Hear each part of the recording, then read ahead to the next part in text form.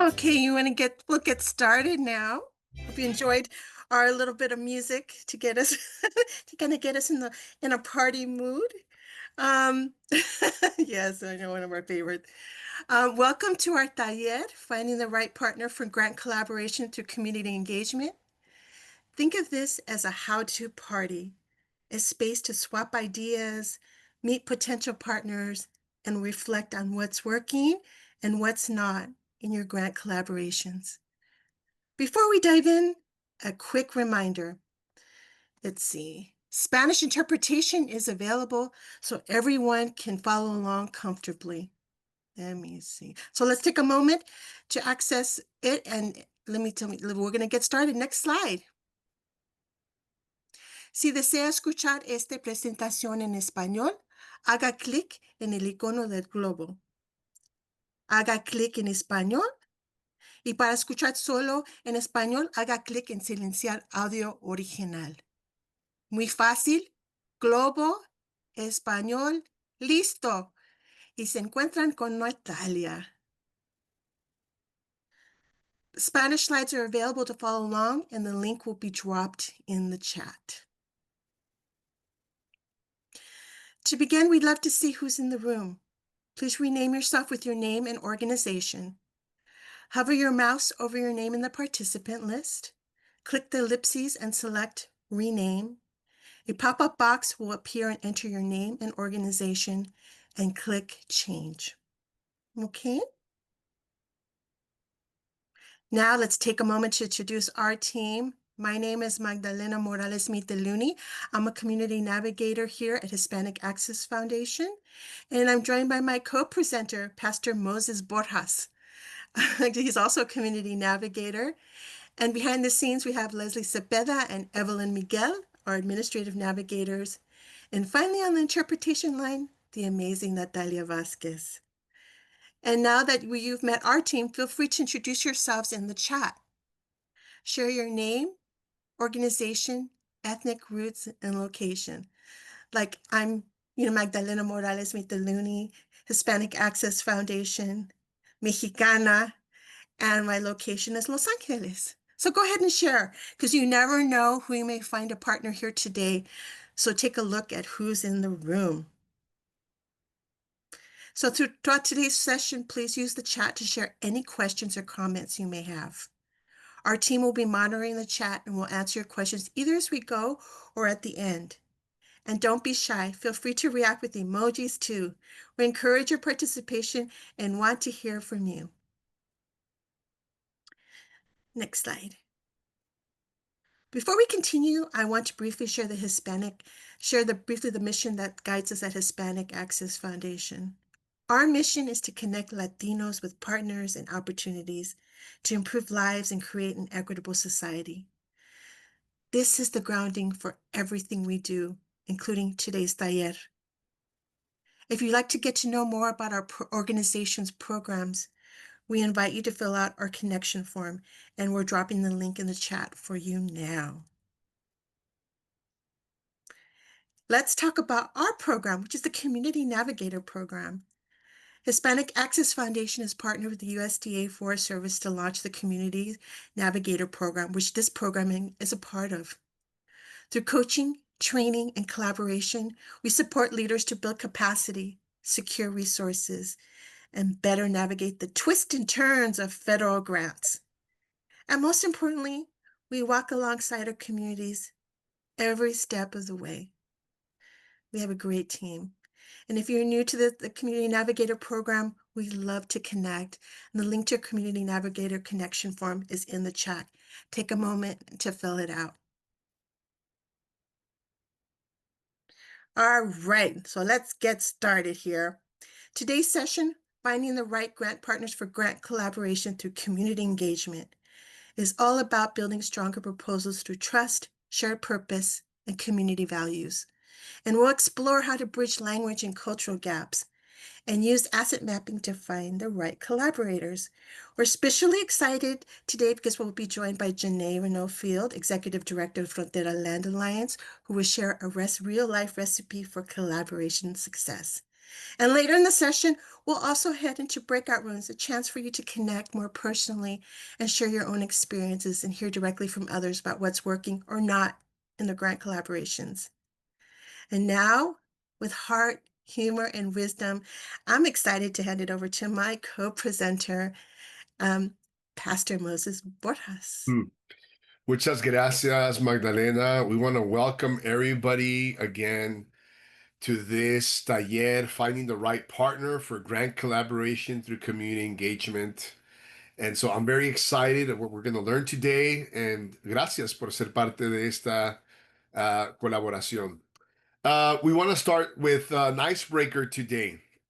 And, I want to ask, what's one word that describes how you feel about partnerships, especially in the world of grants and collaboration? So we would love for you to answer it in the chat. Maybe one word that describes how you feel about partnerships, especially in the world of grants and collaboration. We would love to hear from what you feel and what you've passed through, maybe experienced, and let us know. Curious, awesome. Inspired, optimista. Yes, I'm feeling curious. Good, good, good. Yes, love collaboration. Absolutely. Thankful. Good. Inspired. Yes, yes, yes. Curiosa. Grateful. Intimidated. Oh, yes, it could be sometimes intimidated. Absolutely. Mm. Positive. That's great. Optimistic. Awesome, awesome. Keep them coming. This is super great. If I had to describe it in one word, I'd say excited, right? Because when it's about partnerships, and when they work well, they don't just add resources; they multiply impact. It's like putting puzzle pieces together. Each of us brings a unique shape, and when we connect the right way, we create a bigger and more clearer picture. Of course, yes, collaboration can come with challenges. One of you said intimidated. Yeah, sometimes it could be a little bit intimidated in many ways because maybe of the different styles or timelines or expectations. But I found that with honest communication and shared vision, we can turn those challenges into creativity. Don't you think so? So, gracias por just thank you for letting us know how you feel about collaboration, grant collaboration, partnership. So we're gonna move forward here. So I want to start with a personal guide or method I've used to collaborate with others. It's called what I call the learn, reflect, act method. A simple yet powerful framework for creating meaningful change in our lives, communities, and the world around us. Okay? So we're gonna start with learn. Every journey begins with knowledge. So when we are learning, we seek understanding through stories, research experiences, or teachings. We ask what is happening, why does it matter, who's affected, right? So whether it's a social issue, a historical event, or a personal challenge, learning opens our eyes and lays a foundation for growth. The other thing is that we learn to reflect. Yeah, not only learning but reflecting, becomes meaningful when we pause and look within. We ask, how does this affect me? What are my values? How does this align with my beliefs? Reflection helps us connect knowledge to our hearts, and it moves us from awareness to empathy and from information to transformation. And also, we got to act. True change requires action, right? I've learned that faith without action is nothing. So we need to bring action. So in this final step, we apply what we learned and what we felt to make a difference. Sometimes action, it has to be bold. Sometimes it's small, but every step, always remember that every step matters. And we have to ask ourselves, what can I do? How can I help others grow? When we learn to reflect and act, we don't just grow smarter, we grow wiser, kinder, and stronger together. This is how change begins and how it lasts.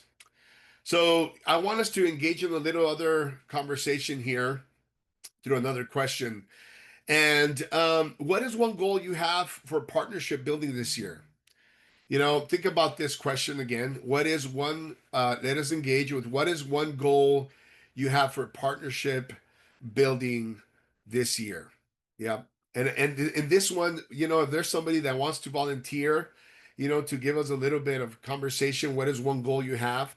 I would love to maybe hear from one or two people if you want to. I know that we have some valientes out there, some bold. Yes. What is one goal you have for partnership building this year? Yeah, that's okay. That's okay. I'm not going to put anybody in a very tight spot here. But I know that many of you do have a goal for partnership building this year.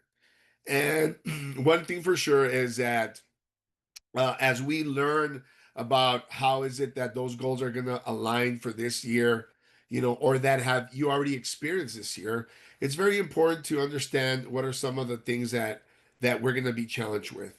And that's okay. When somebody said work equitably on grant opportunities, yes, thank you so much.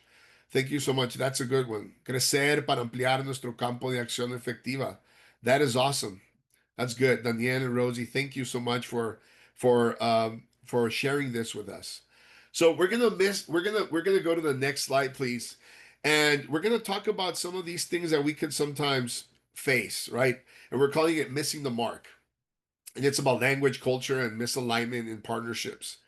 And today we'll examine how language and culture affects access, trust, and collaboration.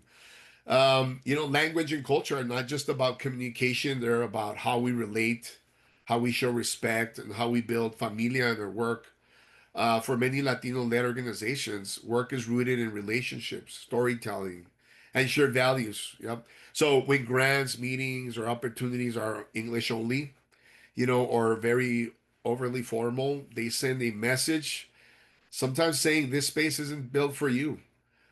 For example, non Latino organizations may struggle with unfamiliar communication styles, while Latino organizations may feel excluded, tokenized, or pressured to conform.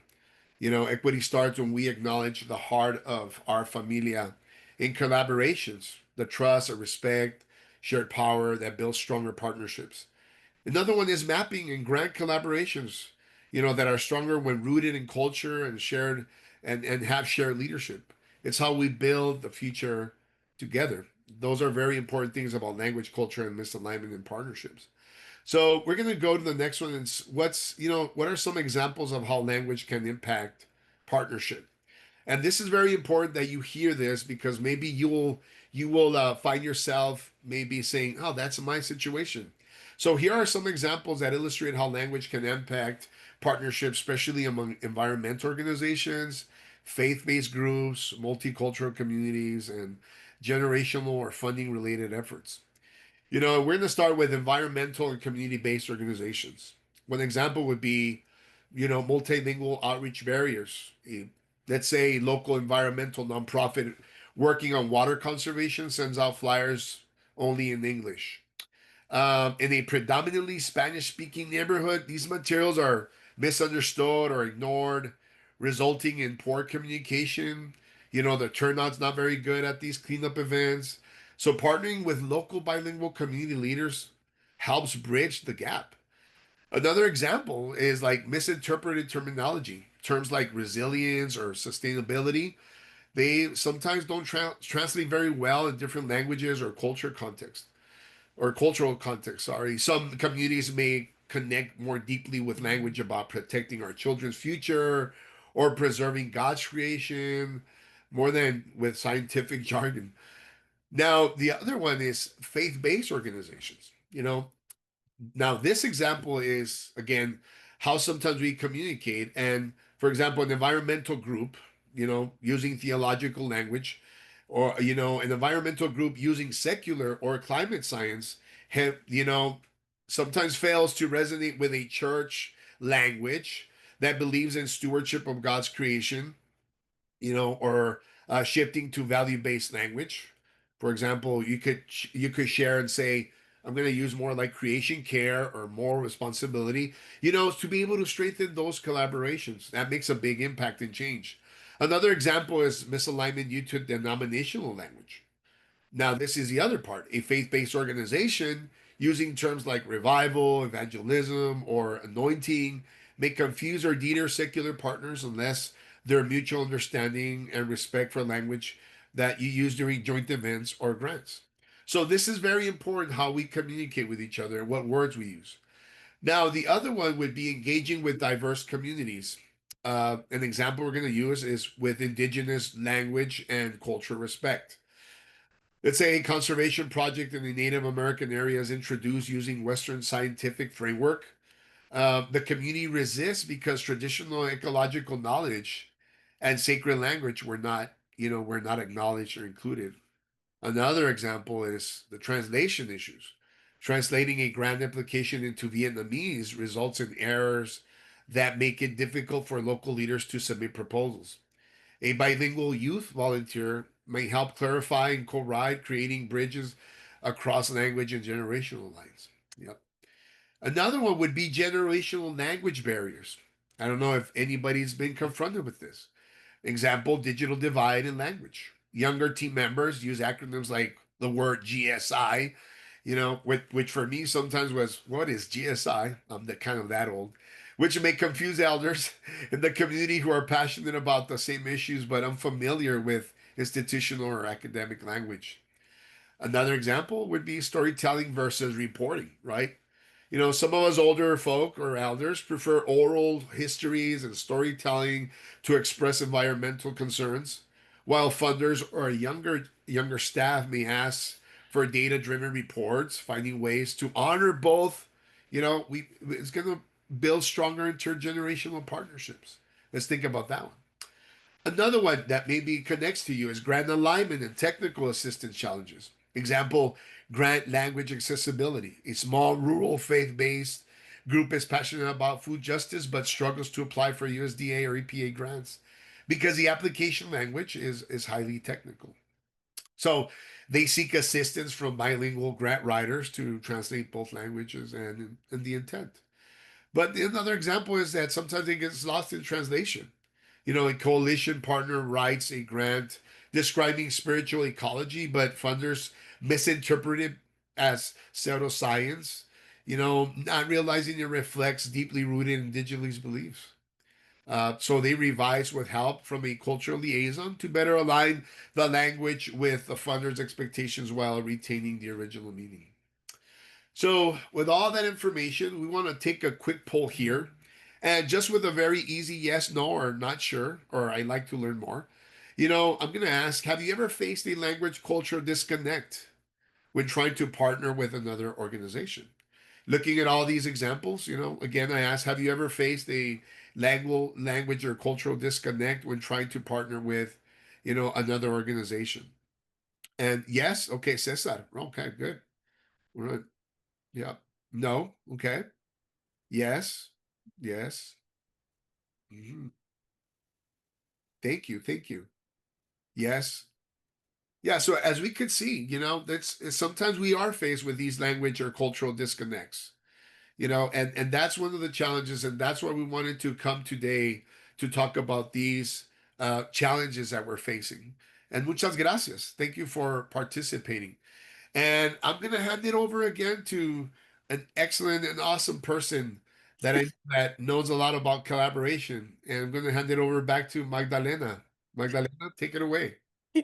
Thank you, Pastor Moses.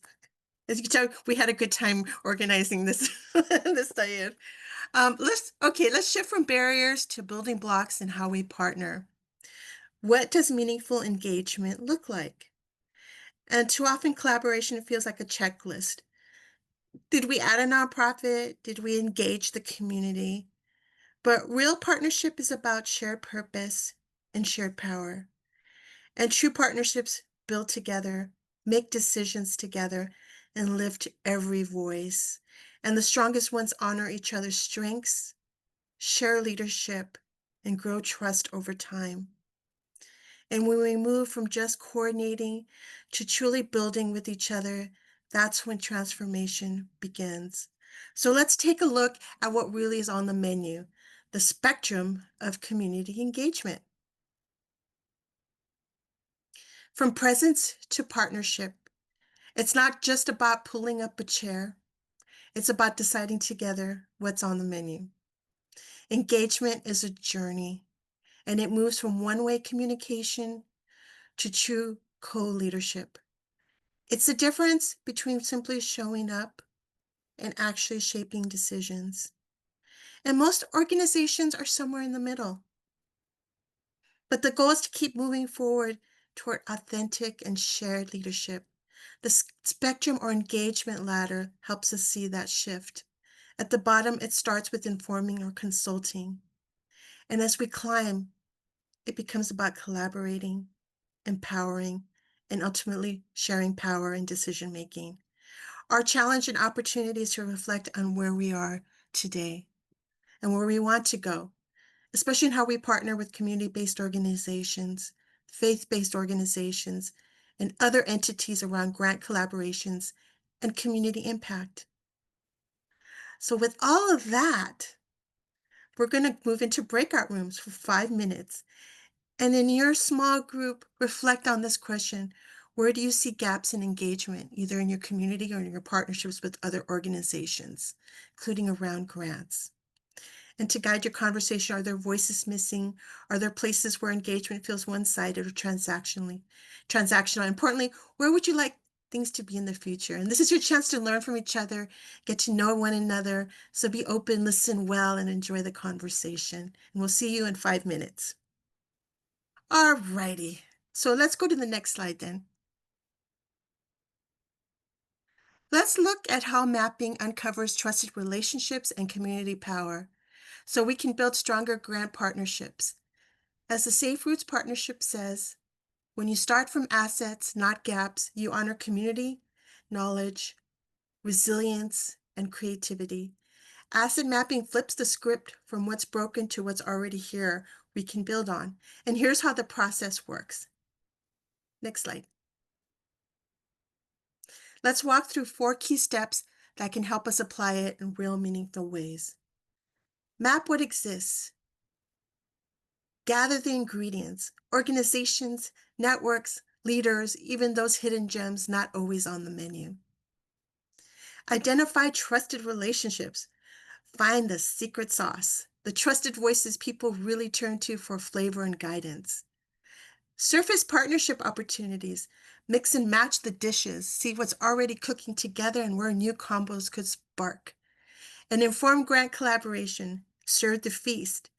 Decide who brings not just expertise, but also the trust to nourish the whole community.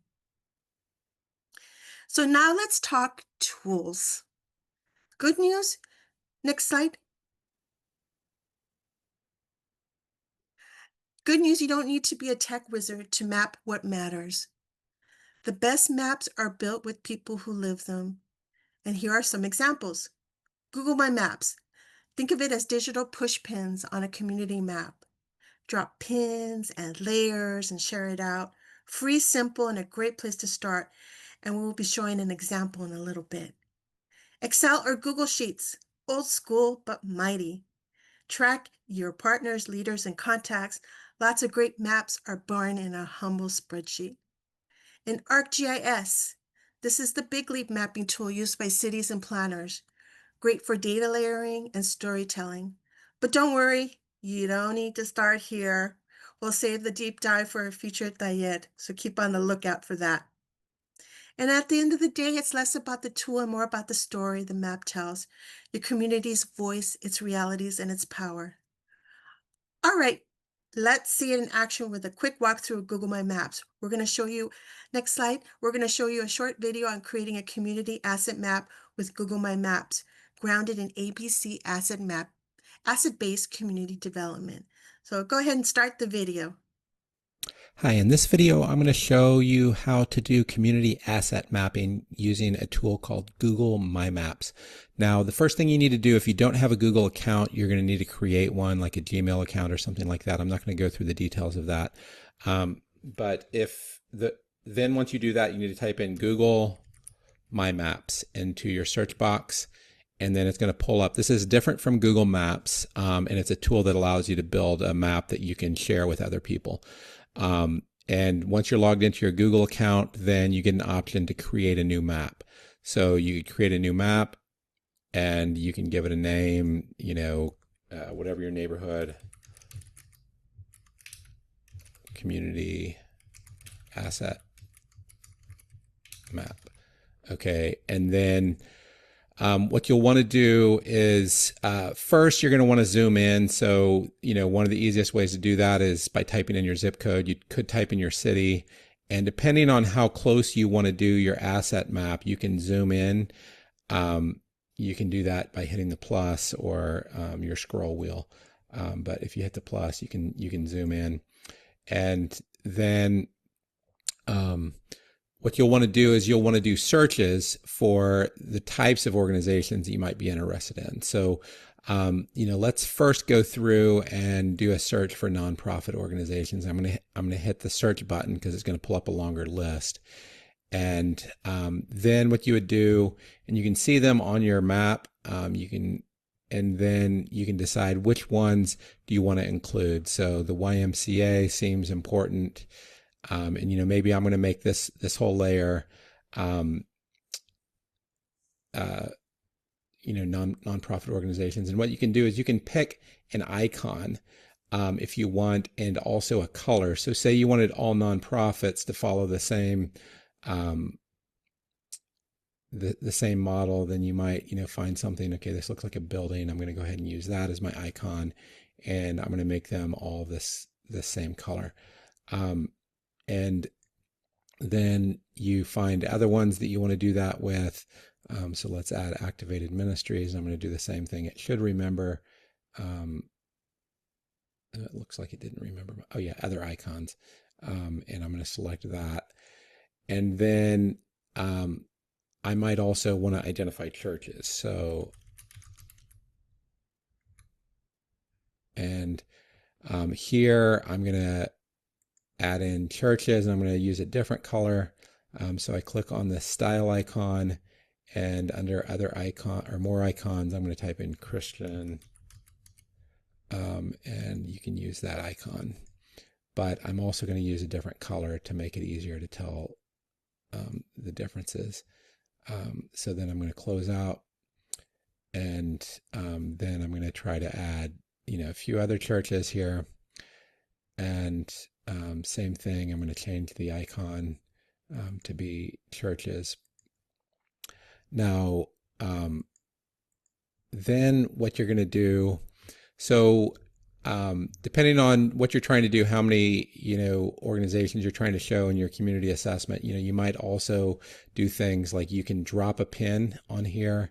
Let's see, I think, yeah, it's this button here. So if you wanted to add a marker, so I don't know how to identify this park here, but I might say, community park, and then I'm going to save that, and then I might change the icon to be, let's see if there's anything for park. Okay, so we'll use a tree for that icon, and then I'll make that purple. So once you've done all that, then what you want to do, assuming you want to make this available so you could share it to specific people, but for many people, this asset map, you'll just want to make it open. So what you can do is you can change the viewing group, and you want to say anyone with the link. And then once you've done that, you're going to copy the link, and then you're going to send or share this, or if you're working on this for an assignment, you're going to paste that into your assignment. Now, for City Vision University, where we're using this in the Christian Community Development course, we ask that students, get somewhere between 20 and 40 assets. And there's a lot of other types of organizations, if you wanted to, represent them, that you might, want to put. So here you have schools, and then you have, other community assets that you might want to, add in your community mapping. So hopefully this is helpful. And if you're interested, this is a part of the City Vision University. Quick and simple, right? It's a great tool. I love it. And we'll share the link after the session so you can watch it again and try it out for yourself. It's free. Yes. So now that we've built a basic asset map, let's layer in opportunity gaps. And opportunity gap mapping makes the invisible visible. Who has access? Who doesn't? Where gaps like green space or welfare protection show up. When you add data like income, asthma, or language isolation, patterns emerge. And tools like neighborhoods at risk and wildfire risk to communities make this easy. And we'll drop the links in the chat and share more after the session so you can explore these tools. We have a longer list that you can explore. They're great to use. Okay, so let's quickly sum up why asset mapping matters for grant collaboration potluck style. It helps us spot the hidden ingredients trusted leaders and orgs we might have overlooked. It stirs up authentic collaboration, blending culture fluency and community trust. It brings dishes from every table, cross-sector coalitions with shared goals. It answers recipe questions: who's the trusted cook? Which neighborhoods need more on their plate? And expands the menu, pushing us beyond the usual context to new rooted groups. And it convinces the food critics, which is the funders, why certain areas and project matter. And finally, it cooks up strong alliances, bilingual groups, promotores, youth leaders, faith leaders, and community hubs that spice up proposals. So let's give it a try again to see if we can break out. And we're going to break out. Think about a grant proposal or community project you're working on or planning soon, and you can learn from each other's experiences and challenges, hidden assets and trusted relationships, partners that strengthen collaboration, and how mapping supports stronger proposal. And we'll put the discussion points in the chat. And in your group, share not just ideas, but also any challenges you face, whether it's a lessons learned, success, or issues others might relate to, and get to know each other. And we're back. Everybody back? Yeah, okay, great. Well, I hope you all enjoyed some time together. Thank you all for sharing those insights. Clearly, we learned so much from each other. I really wanted this time for you to get to know each other in a smaller group. And this is the perfect moment to build on that by hearing from someone who's been doing this work, also in powerful ways. And I will bring back my co-presenter, Pastor Moses, to introduce her with a true life example. Pastor Moses. Thank you so much, Magdalena, and thank you everyone for participating in those breakout rooms. And before Janae begins, let me take a moment to introduce her and highlight some of her background. Janae was the executive director at the Guadalupe Blanco River Trust in Seguin, Texas until 2011. That's when she moved to El Paso. Previously, she had served 4 years as a development and grants manager of the Washtenaw Land Trust in Ann Arbor, Michigan. And she has worked for the U.S. Fish and Wildlife at the Detroit River International Wildlife Refuge and has also served as a Peace Corps volunteer in Bulgaria. And we're excited to learn from her experience and perspective today. And please join me in welcoming Janae Renault Field, who is the executive director at the Frontera Land Alliance in El Paso, Texas. And as she shares about identifying partners and collaboration, Janae, the floor is yours.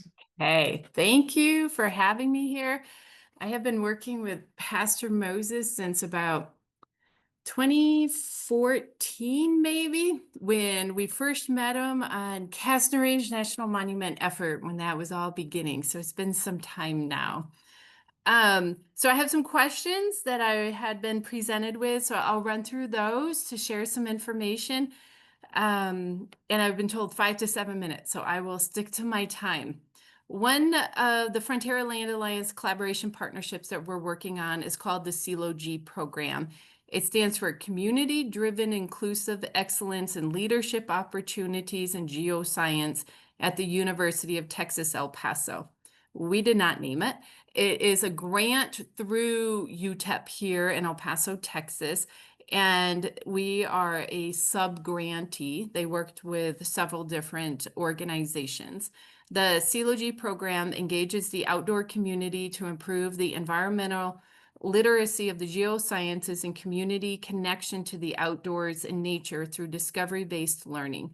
This was carried out through immersive hands-on field trips coupled with an educational booths, art and nature, and school presentations. Together, CELOG and Frontera work hand in hand to advance education, awareness, and community engagement of the geosciences. And this is all paid for through a grant that the Frontera Land Alliance has received. And just so you know, our mission is the preservation of open natural spaces of working farms and ranches, but another core piece of us is environmental education. That's where we're teaching the community and the surrounding region about stewardship of the land, how to respect the land and connect with it. And that's where this partnership comes in. The three biggest benefits that our organization has gained from this partnership is capacity, community, and trust. The capacity was amazing. We had 2 students through UTEP for 12 months. That allowed us to have over 84 events in that time frame where we were able to connect the community to over 1,600 people to the Chihuahuan Desert. If we didn't have that with our little staff, we wouldn't have been able to do it. And what was really interesting was that they were able to really connect with the participants. They were younger students, and the participants just loved connecting with them instead of because they spoke to them more at a novice level, I think, and they were very welcoming. Even though we had experts there that really got into depth, they enjoyed them. They ended up having groupies follow them at all their events, different people that would participate. The community was another one where the community was invited to attend these events free of charge, and all were welcome regardless of skill, knowledge of language. Community through the UTEP staff, area biologists and teachers, and others that would volunteer to be the experts at the guided hikes or artists to lead the lessons, and community through collaboration with other organizations that hosted a guided hike in collaboration with Frontera, so maybe at the Franklin Mountain State Park. Trust we built with UTEP through communication. We met their deadlines, but we also asked them, what else do you need? Would you like to attend an event? Would you like to see your program in action? We went beyond what was required to try to build that partnership, to always show them that we are grateful and thankful for what the opportunity that we had. Advice that I would give would be to apply for funding that meets your mission. Don't apply to things that don't. It creates more headache, creates more work. And also it's a big struggle. You want to move your mission forward, and there are funding opportunities out there. It just may be difficult to find. Be open to constructive feedback and be patient. Things can move very, very slow. We are one applicant out of maybe hundreds or thousands, depending on what type of organization you're working with. So things can go slow on the other end. Always invite your funder to see the programming, even if they can't come, they appreciate the invite. Challenges that I've had. I'm not from El Paso, so various challenges range from I'm not Hispanic and I don't speak Spanish. That has come up several times from being here and working in the community. And also being female has been an issue over the years. And this isn't specific to the University of El Paso. This is just working with other organizations, potentially with other programming that we have looked for. When I moved here, I was told I would get no projects because I'm not Hispanic and that people wouldn't work with me. So it varies on where you go.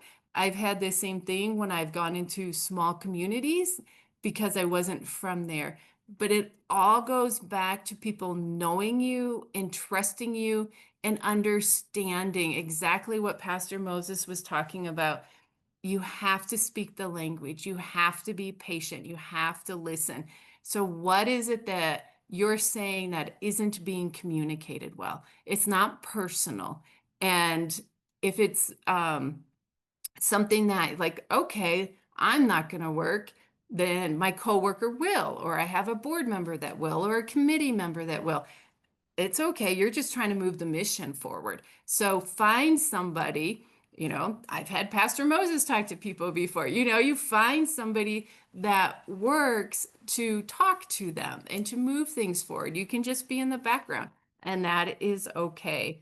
Another challenge that's come up that I did not anticipate is that the younger generations don't all know Spanish. So speaking Spanish and writing Spanish to create flyers and such is becoming more challenging.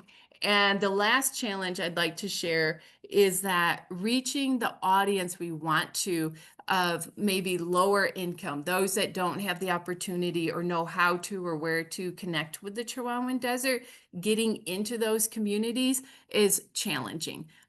They're not on Facebook following us, they're not on Instagram, they're not in the circles that we are in. So how do we get into them? So we've been trying flyers at libraries. We've been looking at flyers at the area grocery stores. But how do you reach those communities and connect with them?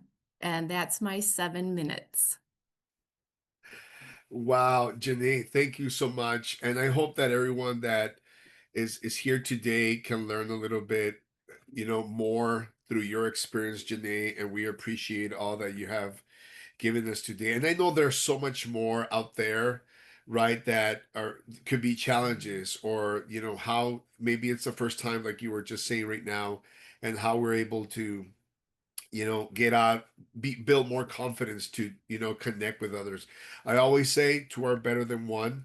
And it's really true, being able to collaborate with the Frontera Land Alliance has also helped us to understand what they're doing. And we're able to also be an arm of help to them with their projects. So grant collaboration and partnership, goes a long way when we understand the importance of having the right attitude. Also, I'm going to say, and and sometimes not taking things very personal, and always being open, with understanding that sometimes it could be a no. But I found out there's more yeses than nos.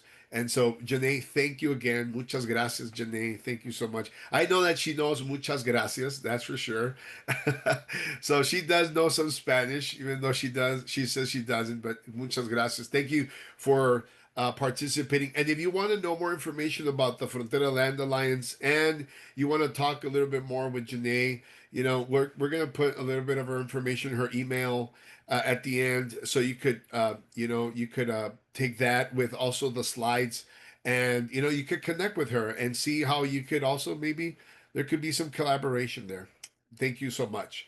So we're going to move on today, and we're going to talk about what makes a good partner, right? And so that's what we've been talking about. So we're going to talk a little bit about shared missions and values. I think Janae mentioned a little bit about this, and you got to align with things that align with your goals and purpose. Don't go do something that really doesn't align with your goals and purpose, right? So cares about the same community outcomes, example, conservation, youth, equity, faith, etc. Willing to co-own the vision, not just benefit from the grant. I'm going to put an example here: a faith-based organization working with an environmental nonprofit, both prioritizing environmental justice and underserved communities. So what also makes a great partner, or a good partner, is clear and consistent communication. Responds in a timely and transparent manner, discusses concerns or changes openly, right? Avoids hidden agendas. One of the things that sometimes breaks trust is, hidden things, hidden agendas. You don't want to break that trust. So, for example, weekly check-ins or shared updates help prevent confusion about who's doing what. Another one is capacity and follow through. Staff and infrastructure. They have the personnel and systems to do the work and manage the grant requirements. Or track record. Very important. Proven ability to meet deadlines, manage budgets, and deliver outcomes. And respects community voices and practices language and cultural humility. We're talking about it that right now. the attitude, right? So the lived experiences. Communities understand their own needs best. Ignoring their voices can lead to ineffective or even harmful programming. So trust leads to better outcomes. Always remember that phrase. Trust leads to better outcomes. So when communities feel heard and respected, they're more likely to participate, give honest feedback, and support the project success. And I always believe that trust is the most valuable thing somebody gives you. It always starts with trust, and you don't want to break that trust, right? So, what are some of the things that we should ask before we collaborate? For example, ask, do we have shared goals and aligned timelines? Again, we come back to that. So, when asking a potential grant partner if you have shared goals and aligned timelines, you're opening a conversation that reveals not just whether you're compatible, but also how well you can plan, collaborate, and deliver together, right? Another question is, does this partner value fairness and respect for all people? When you ask a potential grant partner if they are committed to fairness and respect, you're gauging not only in their values, but also how those values are put into practice. We have, for example, we have a diverse leadership and community advisors. Another example is we translate material and use bilingual facilitators. We're tracking fairness and respect, the outcomes of that of respect, and not just, thinking about numbers, right? But we're thinking about the hearts too. So another thing very important to ask is, do they value mutual learning or expect one-way delivery? So when you ask for a potential grant partner, whether they value mutual learning or expect a one-on-one delivery, you're trying to understand their mindset about collaboration, community engagement, and long-term impact. You, just- you know, so like let's say when we see this as a two-way exchange, we're always learning from partners and community. Yep. We want to co-create solutions, not just deliver something and then take off or leave. Follow up, reflection, and adaptation are part of how we work. Very important. And the other one would be, will the partner build community trust or damage it? Right? When you ask a potential partner, will this partnership build community trust or damage it? You're raising one of the most important questions in community centered work. You're asking them to consider not just the project, but the reputation, the relationships, the long-term impact of your collaboration, right? So we value relationships more than just quick wins. I always say that trust is built on relationships, right? And so yes, I'm gonna just add something really quick here. Relationships is sometimes could be a little bit complicated, but that's okay. We're focused on the goal, and as we both focus on the goal, talking about relationships, I think we're not just wanting to get a quick win. We grow together, we build together. We're listening to community voices and not just making assumptions. So the last question would be, who holds the decision making power, and is that shared? So when you ask who holds the decision making power and is that shared, you're digging into the power dynamics of partnership, right? There has to be, I feel, reciprocity. This is a critical question, especially for, equity focused grant work, because it reveals how collaborative, inclusive, and respectful a relationship truly is. So here's how decisions are currently made. For example, and where we can share power. Those are conversations you can have, and we involve partners or community members in key decisions. The other one is we aim for consensus when possible and are open to joint governance models. So, what value guides are, or what values guide your partnership? So this is very simple. I put something, these are what the Moses green light, red light for grant collaboration. And a green light, something that says, yes, go forward. You can see that there's a priority in transparency, mutual respect, a fairness in all partnerships. Uh, we only enter collaborations that uplift the community. Yeah, we serve, right? And we value shared leadership, culture, humility, and long-term impact over the short-term wins. That's a green light. But what is a red light? The stop. Be careful. Vague or inconsistent communication, taking credit or control of shared work, poor track record with past partners, right? That really is a big one. And missing deadlines or not delivering. So as we move to the next slide, I want you to think and ask, what is one potential grant or RFP you've seen? How could a strategy grid help you build a stronger, more inclusive proposal for it?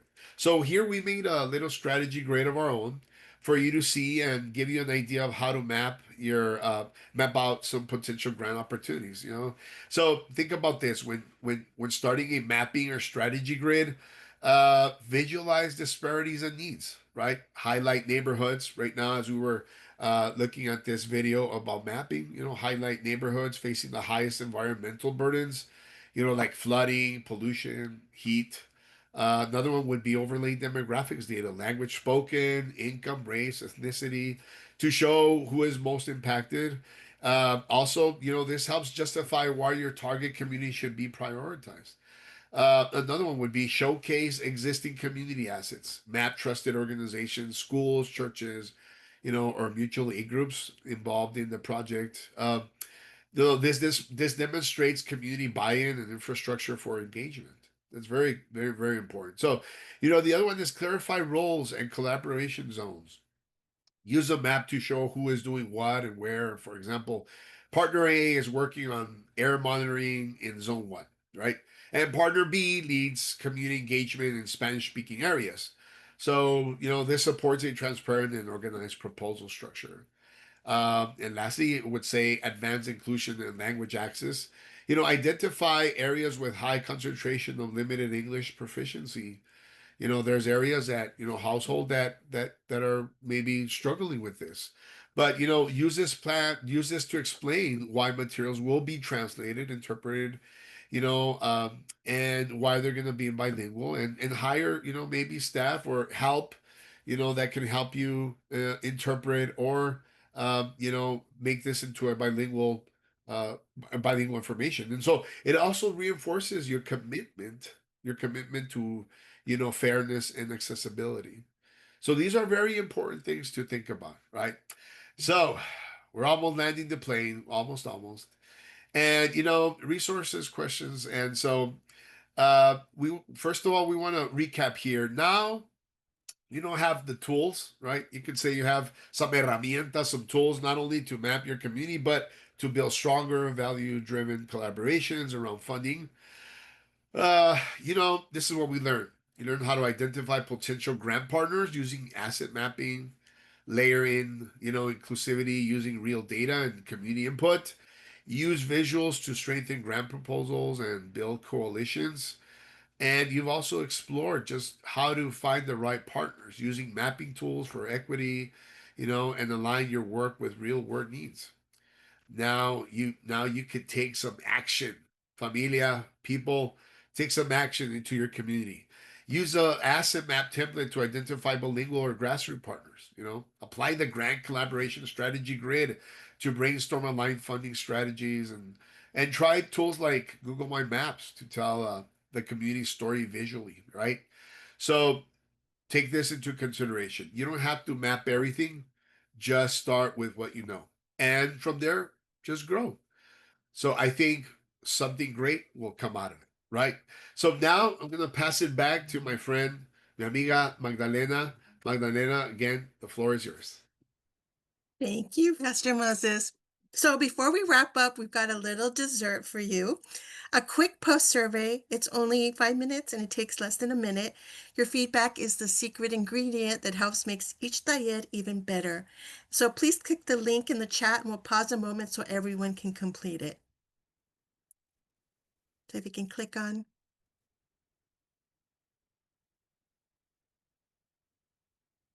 And also at the end of the diet, the survey will also pop up again in case you need more time. And as you're doing that, the session was recorded, and we'll send you a follow-up email with today's resources, plus some grant opportunities like the Farm to School grant and the Wildfire Defense grant, as well as our grant Airtable, which we'll also put in the chat. And also, if you'd like introductions or help identifying partners to put this presentation to action, just let us know. We're here to walk every step of the way with you. And thank you for joining us today and for bringing your flavor to today's taller. Have a wonderful rest of your day. Muchas gracias.